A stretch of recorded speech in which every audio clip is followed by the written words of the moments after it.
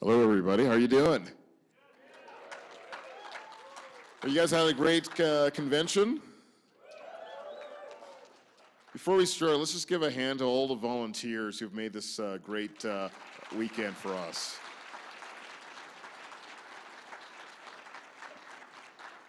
I am super duper excited. I'm a huge Star Trek fan. I'm a huge fan of Star Trek, the original series, as we now call it. And it's a great pleasure to welcome Walter Koenig to the stage.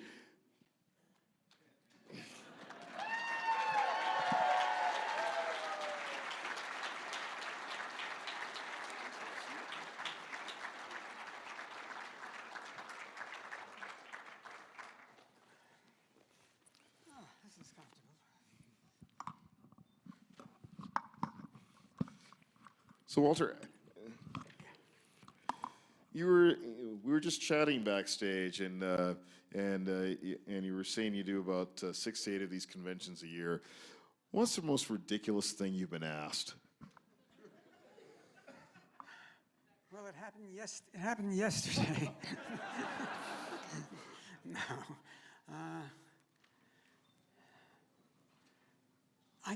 I can't tell you. I can't tell you. I mean, I don't recall. I'm sure there were, and I'm sure I've discussed it at conventions. But I'm a little tired this afternoon. It's been a long day. If it comes to me, it pops into my head.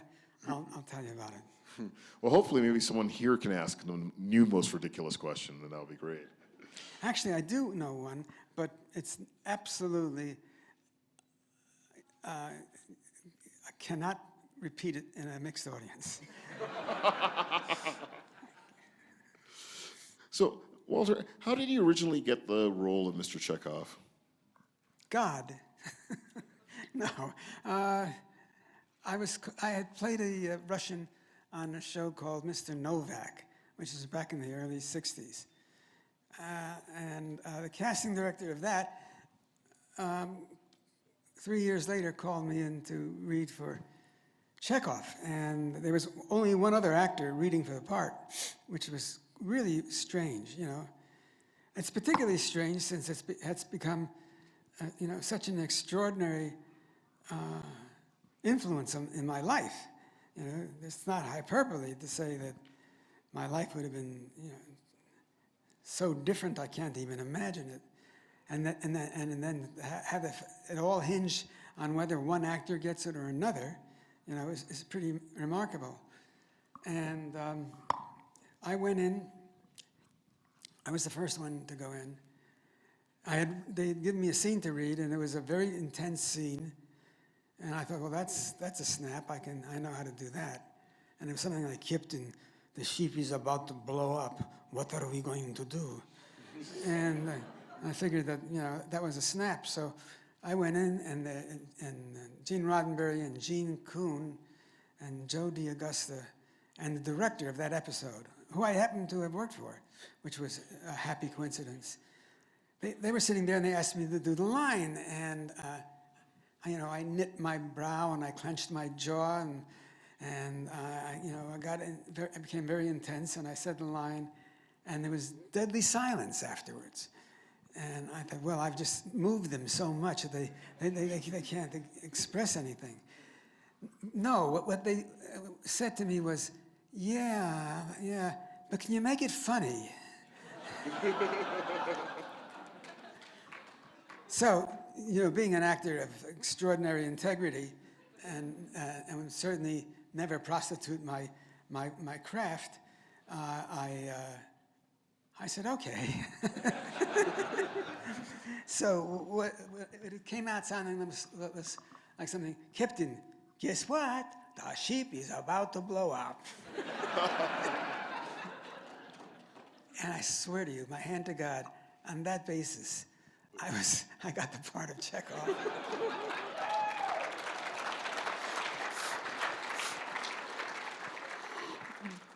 What was it like working with Gene Roddenberry? Working with him? Yeah. Well, it didn't really work with him that much. He was a pleasant man. He had his own offices.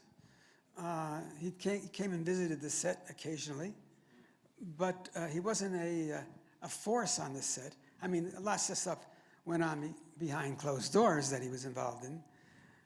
There's lots of little intrigues going on, particularly between Bill and Leonard at that juncture. I mean, they became fast friends after the series was over, but there were ego problems. Bill was ostensibly the lead in the show and got an enormous amount of mail, but Leonard got more. So there was a point where they were checking their scripts and then counting not only their lines, but counting each other's lines, something to that effect. But that all happened out of my earshot, so I only know it from hearsay. What was the question? No, really, what was the question? I was just asking what it was like to work with Gene Roddenberry. Oh, Gene Roddenberry. Yeah, I'd get back to that eventually. So I didn't see this stuff going on. I didn't see any of this. I only saw a very affable, pleasant guy who I later collaborated on a Star Trek novel with. I bet you didn't know that. It was a second draft. We worked from a second draft of a screenplay that he wrote. And he wrote the first 60 pages of the novel, and I wrote the last 70 or 75 pages. Because the studio had turned down the story. And they turned it down because it was about meeting God, about meeting one's maker. And I don't think it was sacrilegious. I don't think it was offensive. But somebody at studio didn't want that to be done. So Gene didn't want it to go to waste. And he found out through his secretary that I wrote, because I had asked her to type up a screenplay of my own. So he read that, and then he called me in, and then he asked me if I'd do it, and I did it. And then I didn't hear a word. And I thought, oh my God, I must have done a terrible job. I haven't heard a word. And then I found out, and this happens in Hollywood. Maybe it happens in other industries as well, but that's the only arena that I really understand and have any experience with. They just forget to tell you that something has happened. You know, and never told me that Gene never told me that he canceled the idea of the novel because the studio had come back and said, rework your screenplay. So that was the end of it, and I didn't hear about it until months later that we weren't going forward. That's really peculiar. It's really peculiar. I had the same experience. There was a series called The Powers of Matthew Starr, and it was a pretty good series. And I was asked to come in and write an episode, but they needed it immediately. So I got it on a Monday, and I wrote like crazy. No, I pitched it first, what my story would be, and they said, yeah, write it in 4 days. So I wrote it in about 4 days, and then the next Monday I came in to find out how it was going. I mean, if everybody was happy with it, and the secretary told me that they were shooting it. They must have started shooting it the moment it came out of my hand. But they didn't. What they did was they had their own script, which was nothing to do with my script, except that it had my name on it. And when they wrote out the check, they wrote it out to me. But it was bizarre that it was so totally different. And my experience as a television writer went down from there. Each one was a little worse. To the point, after about the fourth or fifth script, which I supposedly sold, but that didn't have any of my writing in it. And I don't really think that the others were, screw modesty. I don't think they were any better than mine. went on the air. So that's a little insight into what Hollywood's about. It's really mayhem and chaos and disorganization, and a lot of people making decisions who are not qualified. You know, hey, I went up to write for a series. I think it was called Benji. It was about a dog that was the television version of Lassie, you know, who could do anything.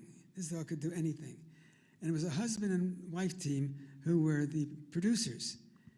And it was about 4 of us who went in at the same time. Usually I'd go in, when I went in for an interview, it was a pitch, and it was me and 3 or 4 staff members. This time it was 4 writers and 2 staff members, the husband and wife.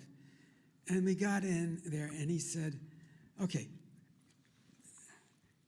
Benji's is about this dog. He had this amazing ability, you know, to sense when there was danger. And he, you know, and if he needed to call somebody, and he went through this whole thing, and I couldn't believe it. And he jumped up on the table. And I said, I'm in the nut house here. This is, and I'm looking at the other writers, thinking they're laughing like the way I am, and they're writing very seriously. I mean, this is the gospel as far as they were concerned. And I prayed for this interview to be over, because I was never going to be seen in these auspices again. I thought it was so bizarre. And that's when I stopped writing for television.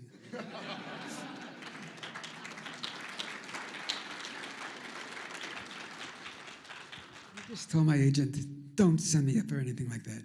So I concentrated on feature films, and I wrote film, and I had I wrote the film, and I submitted it to the NBC Movie of the Week. It was a pretty prestigious thing, and they liked it. And at that point, I had another agent who had done the submission, and they just wanted to talk to me, have me come in and talk about some changes, some modest changes. So, but I also heard that the guy who was in charge of this department was a really hard guy to get along with. He screamed at his staff. He screamed at the writers that came in. He was just a very fierce person. So I came in, and he was still in meeting with his lieutenant, his second in command, and there was screaming going on behind the crowd door, and it was all coming from this producer, this liaison producer. And finally, a door opened, and the writer came out, and he looked the lieutenant came out. He looked as harassed and as shell-shocked as you can look. And he looked at us, and he had this kind of trying to come back into focus. Where the hell was he, you know? And he says, come to my office. So we went to his office, and then we all sat down. He had very nice antique furniture. And the room was very quiet. And I said, well, you have a very nice office. The furniture is very well appointed. He says, yeah. And I said, so what are we going to talk about? And he went, oh, yeah. We got to talk about the changes.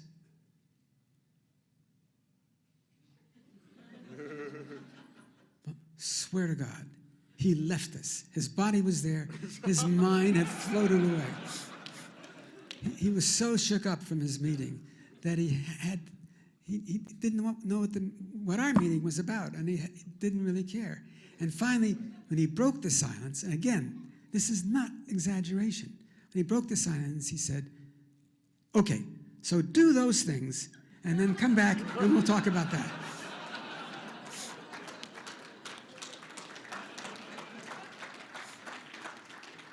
That's Hollywood. You know? Another question. So I have one more question, and then folks, we're going to take questions from the floor. So you'll see that there's 2 mics in the aisle, and you can start lining up.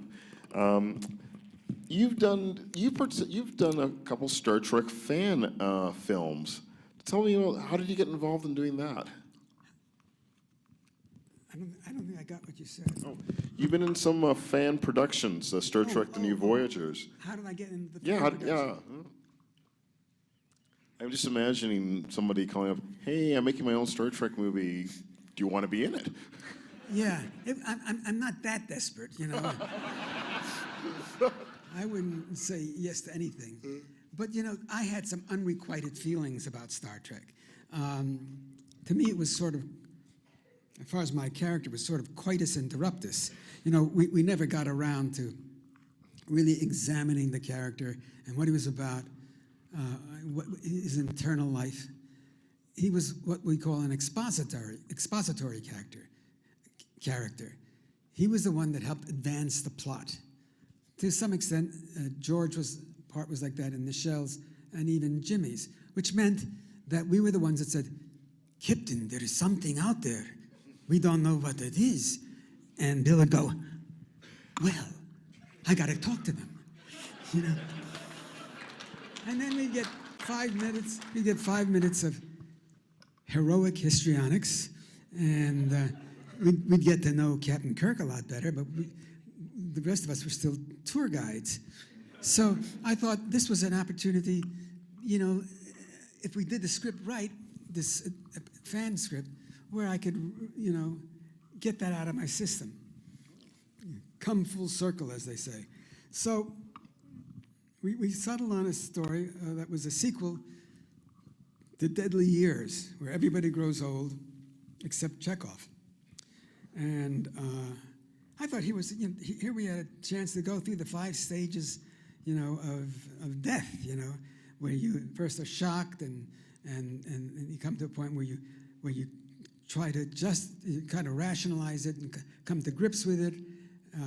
Before that, there's pity and you know, all those things. And I wanted all those things written into the script. It just so happens that Dorothy Fontana was around. Dorothy was one of our writers, a very good writer, and was, I think, the editor or producer on the Star Trek animated series. And she had some downtime, and I told her what they wanted to do, and she agreed. So she wrote it. I did some polishing on it, but it was basically her story. Then we went upstate New York, and we shot it. And it was you know, the actors in that first episode were mainly amateurs. So there were some things that you cringed a little bit about, but it was just nice, you know, playing the character again. And they had the most brilliant sets. The sets were absolute duplicates of what we had. No exaggeration. Everything was just amazing. So, and everybody was very nice. They were very nice to me. And that was my experience, and I thought, certainly I am done now. You know, this is the last of it. But I had a friend named Sky Conway, who's still my friend, despite what happened. He had a Star Trek idea called Of Gods and Men. And I said, no, I don't want to do Star Trek anymore. I don't want to play Chekov again. I've been there, done that. And he says, yeah, but this is a different Chekov. And indeed it was. This was a very passionate guy, vindictive, angry. His wife and child had been murdered by this villain. And I thought, well, here's a whole different aspect of the character to play. So I did that. And I enjoyed it. Our director was good. We had more professional actors this time. We had people from the various Star Trek episodes. So we had, you know, people who were very solid. And that was a good experience. It was a good experience. You might ask why I'm doing another one. I'm doing it because Sky Conway is producing it and is involved in the writing, and he asked me to. And anybody else, I probably wouldn't have done it. But he was a friend, and Chekov is prominent and to the story, and pivotal to the story. And I'm really not doing much of anything else. So I said, okay. So we were supposed to start shooting in June. Excellent.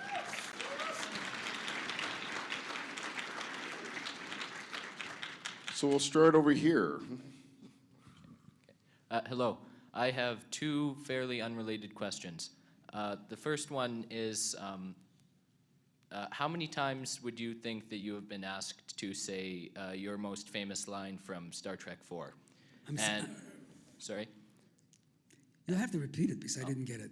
How many times would you say that you've been asked to say your most famous line from Star Trek IV? I don't have it, I don't have a sheet that I tabulated it on.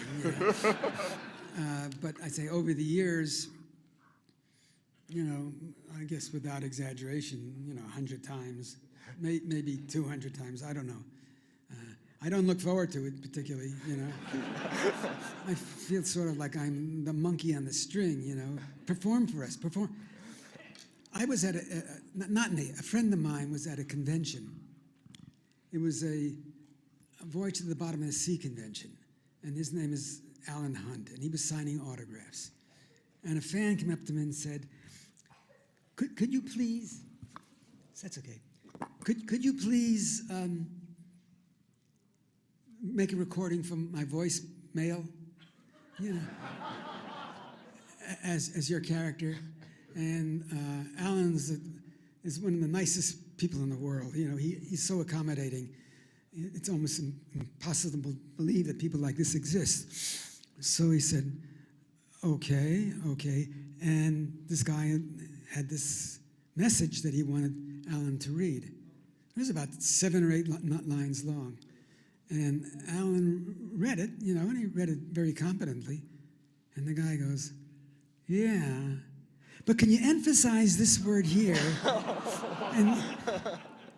and swear to God, he asked him to do it 4 times.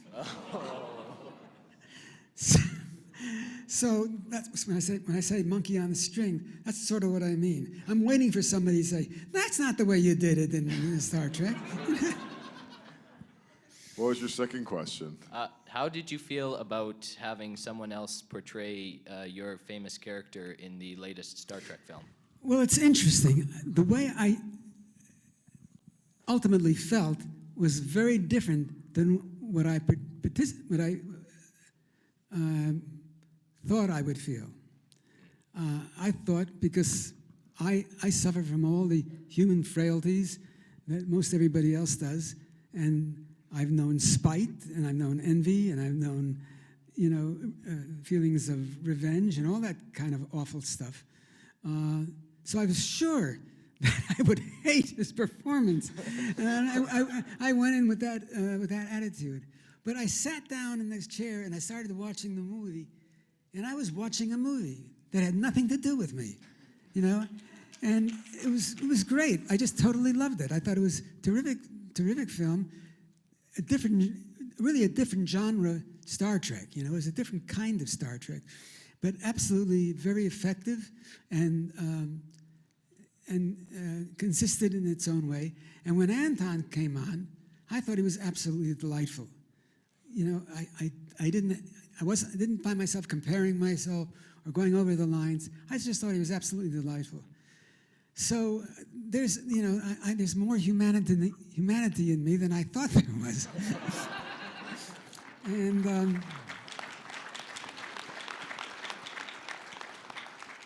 And it was a premiere, and there was a big party afterwards in a parking lot, and all the cast was out there. And I had spoken to Antoine before that. I had visited the set when they were shooting, and he came on, and we sat for an hour and a half, 2 hours talking about the show, and I kept saying, make sure you make it your own. Don't do an imitation of me. Just do what you feel is right. Well, it was certainly his. It certainly was his. except that the V's and the W's managed to remain. And I guess I thought that was sort of, part of the character. Whether it was accurate or not, they felt it was part of the character, and they didn't want to lose that. But anyway, that's not my point. My point is that he's with his mother and his father.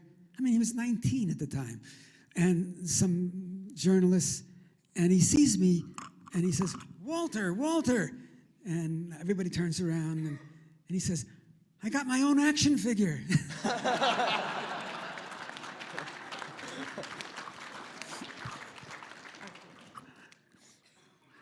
Over here. You've already given us some insight on when you got selected for your role as Chekov, but also looking back at the selection purpose, there's been some comments, for example, in both biography, TV shows, and also in Tiger Beat, that you were chosen because you had a strong resemblance or a challenge to Davy Jones of the Monkees. And I remember this quite well because my sister would show me in her Tiger Beat magazines pictures of you next to Davy Jones opposite each other, saying comparing. Can you comment on the notoriety? Yeah, that's the exact reason. That was absolutely the reason. And that's why they gave me, I wore a wig on the first 6 episodes, and they gave me a wig, with bangs, and it was actually a woman's wig.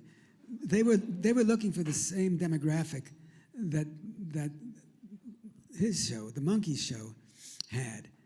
Because they didn't have that character in their crew. So there was talk that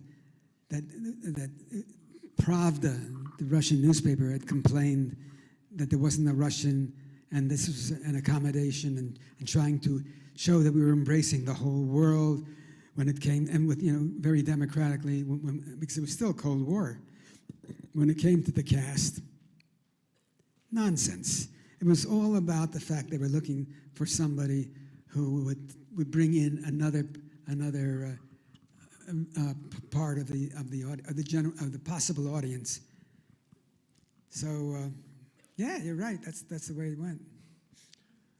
Over here. Hi, Walter. Thanks for coming. I was just wondering, in all your years, is there one project that you maybe didn't get or passed on that you wished you had? And is there one that you did get, or one project you did that you wished you hadn't? That's an interesting question. I can't conceive of any part I played that I didn't want to do. No, I'm just joking. There was one role that I really wanted to play, and I'm talking to an audience that's 2 decades removed, or 3 decades removed, from what was topical in the news when I was in my 30s.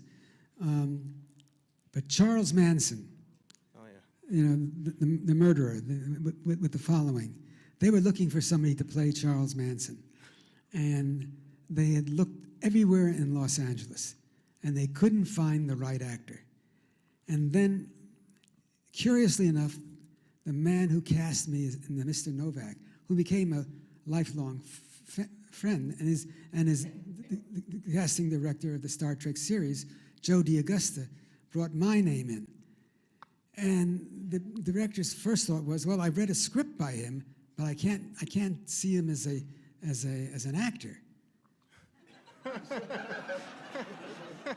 But another casting director also recommended me.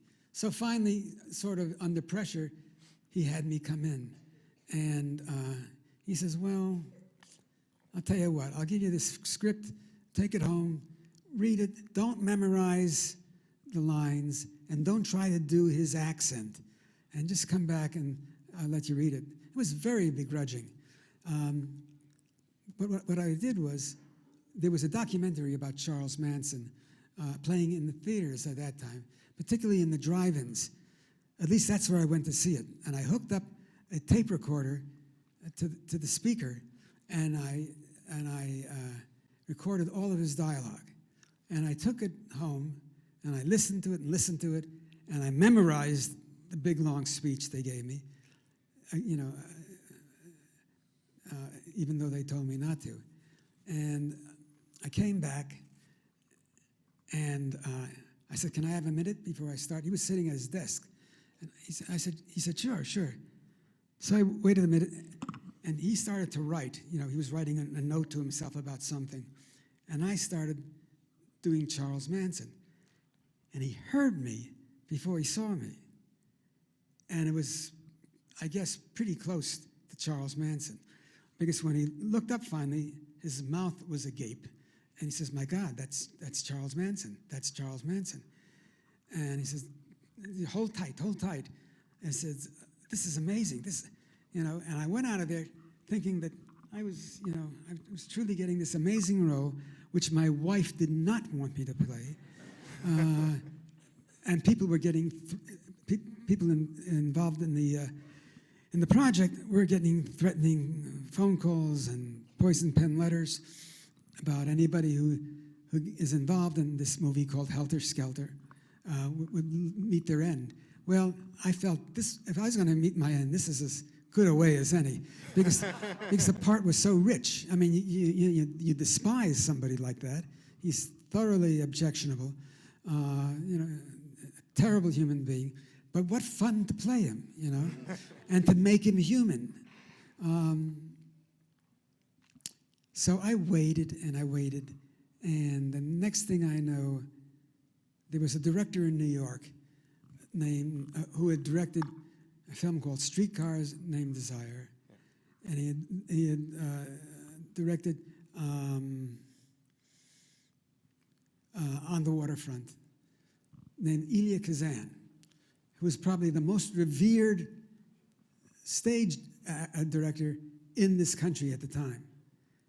And he had somebody he knew named Steve Railsback, and he mentioned Steve Railsback's name. Well, with Kazan's recommendation, they flew him out, and they cast him. Again, I never heard another word. I didn't know. I was waiting by the phone for weeks, waiting to hear if I was going to be cast.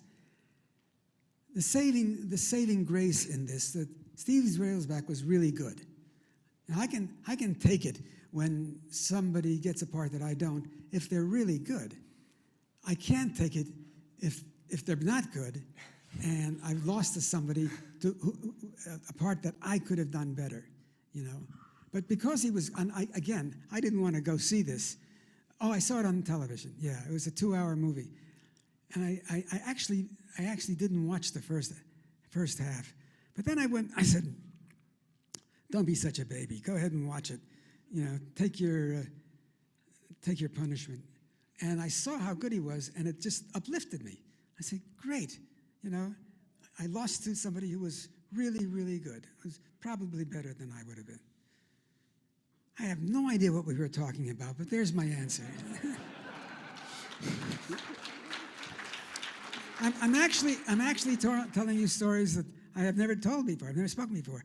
And the one part that I did take, that I wish I hadn't, is that what you asked also? Can you nod so I know that you're, okay. There was another movie of the week, and it was called Goodbye Raggedy Ann.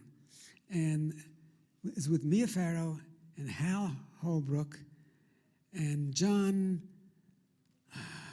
He was an actor who played a villain on one of our Star Trek episodes. And they were looking for one more actor. These are the principals. And they were looking for one more actor to play Mia Farrow was an actress. And they were looking for one more actor to play her agent. Now, the producer of this was a guy I knew. And he wanted me to be in the film. And I said, "I'd like to be." And he gave me a part to read. And there was the part of the Chicken Delight guy. And I said, "Jack, it's really nice. It's really nice of you to want me to be in it, but I can't do this. I think it's like 4 steps backward. I've done Star Trek. There's been a whole history there, and I just can't play a guy in a little white hat, And so he actually begged me. He says, "Walter, let's work on the character together. Let's rewrite it and make it so that's what you want, and then we'll submit it and see if they take it." So I did. I rewrote it. I made him an actor who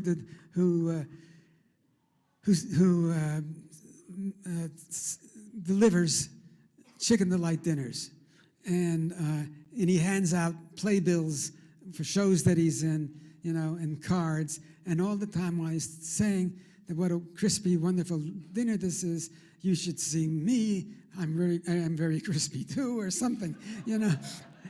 And it was kind of fun in a kind of a pushy way. It was kind of a fun character. And they liked it. And they said, yeah, that's great. You know, you can play the part. I got on the set. It's so neurotic. It was absolutely so neurotic of me. I got on the set, got into that costume, that little white costume with a white hat, and I was so humiliated.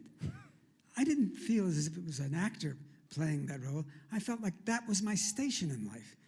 For all of you out there who delivered chicken for a living, I apologize. But that's the way I felt. And then people would say, hey, can I have a breast? Can I have a leg? And it got worse and worse, and I withdrew from the whole proceedings. And Mia was going through a stage when she was into the current psychological fad at the time, and I think it involved screaming before you started acting. You know, everybody screams, and that's supposed to release something. I don't know what it is. And then you do your performance. And I stayed away from everything. I wasn't, you know, a disturbing presence on the set because I wasn't around. I went right to my dressing room and stayed there until I was called. So that's the way it went. It was not terribly professional, but at the same time, I wasn't annoying to anybody. And then the last day we were shooting on location, and I remember, and this is what I hated. I remember sitting there, and each time the director would come by, he'd say, "Don't worry, we're going to get somebody who's so different from you, somebody like George Hamilton, that you won't feel like you lost the part because you were better." We just went in a totally different direction. I don't know if you know who George Hamilton is. Yeah, you know, slick hair, very much of a suntan, very much, you know, the guy in the very well-dressed clothes. And my these aren't stories I should be telling you guys. It's okay. My guy who wanted me on the show came running onto the lawn where everybody was eating their lunch and said, "We got him." Now bear in mind, this is 30 years ago, and he wasn't a famous actor at the time. He was a good, competent actor, but he wasn't famous the way he is and has been since then. He said, "We got Martin Sheen." And I said, "Martin Sheen?" I said, "I can do what Martin Sheen does. It may be a different way, but we could certainly be cast in the same role." And I started thinking about it, and I got so angry. I left out the word that I was really going to use. And I just sat there seething. Is that my phone that's ringing? Oh, shit, it's my phone. Hello? Hello? Hello? I guess they gave I'm up. sure they'll call back. Or maybe they'd heard the story before. Maybe. So I sat there, as I say, as neurotic as I could possibly be, so angry about this whole thing. I was so angry that when the producer came up to me, the director came up to me and said, "After lunch, we're going to have the scene where you drive the truck up to the house." We had done the interiors, and we had done the scene that I had with Mia Farrow. And Hal Holbrook, did I mention him? And that is all done. This was an easy scene, where I just drive the truck up to the house and get out. But I was so incredibly angry that I just stared at him. And he saw it in my eyes. He saw the hate in my eyes. And he looked at me and said, "Okay, so you're going to drive. Never mind, you're done." Thank So you. I got fired. And what could have been a nice experience turned out to be a very unpleasant one. My doing, mea culpa. Thank you. Thank you very much. Over here. Wow, this is exciting. So I'm a huge fan of your work on Star Trek, obviously. Everyone here should be. But I wanted to ask you about another one of those villainous characters. I want to ask you about Alfred Bester on Babylon 5. Who is this little unassuming guy in a black outfit who walks in and owns the room with menace and terror. And I want to know what it was like to play that character. Who was that actor? Who was meant? It was great. It was the best, certainly the best television experience I'd had. And over the course of 12 episodes, it just became more and more enriched. What happened, again, an example of how nutty this industry is and how things happen, under such strange circumstances and under what caprice they happen. They don't necessarily happen because of talent, or even because you know somebody. They just happen for fluke reasons. Not always, but in some cases. Joe Straczynski, who was the writer of Babylon 5, and also, great guy. I love him. He called me up and he said he wanted to write a part for me. Is that a sign that says how much time I have? Yeah, we got 5 more minutes. Okay. And he wanted to write a scene for me. And he wrote a script, and I played a character that goes inside the captain's brain. This is the first season captain. And I go inside his brain with another character, and I don't know what the heck we're doing there, but we're doing something. And it was a good part. It was a good part. And I was looking forward to it. But about 2 weeks before we were supposed to shoot, I had a heart attack, and I had to have a quadruple bypass. So I was obviously not available to shoot this episode. And they recast it with an English actor who was splendid, who was absolutely terrific, who was in that role was better than I could have been. But Joe said to me, "Never mind, I'll find something else." Well, with most people, that means it's a kiss-off, We made our attempt, try to be a good guy. Now, let's get back to being what Hollywood is all about. Well, in fact, he did find another character, and he wrote it. And instead of 1 episode, I did 12, and the character ultimately, I think, was more interesting than the guy I would have played if I'd done the first one. So, how does that happen? That's so peculiar. And that's why I say to people who want to be actors, and I guess this is my closing statement, you gotta want it so passionately. It's got to be something that means more to you than anything, and be committed to it, no matter how long it takes, because the bumps in the road, the pitfalls, the pit holes, all the things that can go wrong in the course of an actor's lifetime do go wrong. And they're devastating. And you wonder how you're going to survive them, how you're going to survive them emotionally, how you're going to be able to come back from that. You have to have either a very strong will and a great sense of self, and great sense of self-esteem, which I didn't have, or you've got to want it. And screw how many times it takes and what, the humiliation that you suffer, you're going to do it anyway. And I guess that's what kept me going. And for whatever success I've had, and it's been limited, no question, it's because I just had this, I wasn't going to let my own insecurities destroy me. And so I can't end on that. I got to tell you one little story. We'll do one more question. Well, I'm just going to tell the story. Oh, sure. And there was a time, sometime in the 80s or late 70s, when I had an injury. I had hurt my knee. Oh, I had hurt my knee. I know what it was. I had hurt my knee doing a play. It was a play that I did with Mark Leonard. It was a great play. It's a whole different story. But I needed to go in to get arthroscopy. And I was told by the doctor it was a very simple operation. It would take less than an hour, and I'd be back on my feet, in a day. I'd be walking the first day out, and I'd be back on my feet without support within a day or two.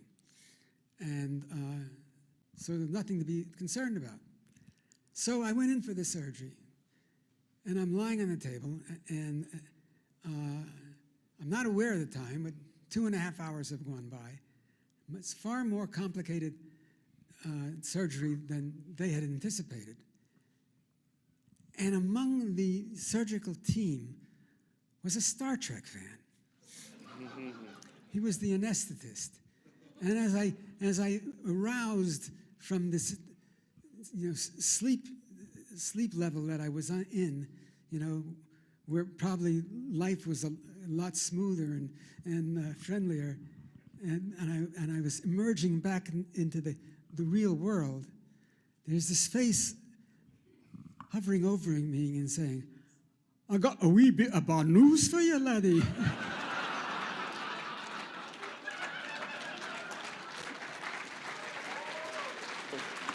Walter Koenig, everybody. Thank you so much.